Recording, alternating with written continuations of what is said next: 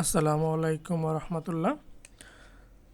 রুটওভারযুক্ত বা কিউব রুটওভারযুক্ত অঙ্কগুলা দেখতে কঠিন মনে হলেও আসলেই সহজ। চলুন শিখে নেওয়া যাক।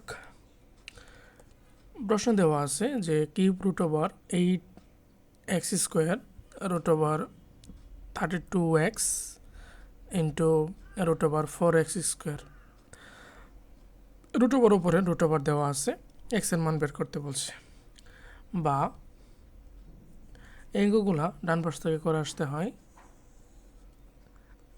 8x² into রুটওভার 32x into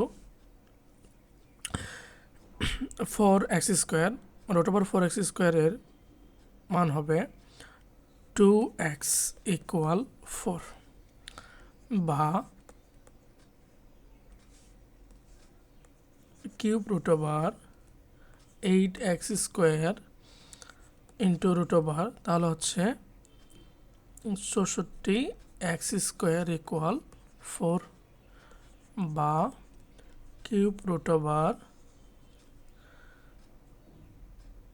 8x² into, এখন 64 বর্গমূল হচ্ছে 8, x² এর বর্গমূল হচ্ছে x হবে, তাহলে হচ্ছে 8x ইকুয়াল 4।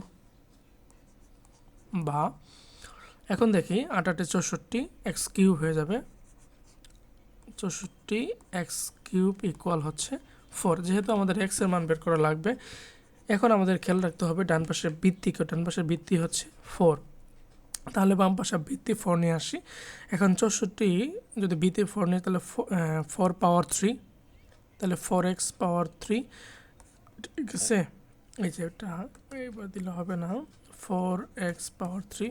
এবার হচ্ছে কি 64x³ এবং কিউব রুটওভার মানে হচ্ছে 1/3, 1/3 ইকুয়াল 4।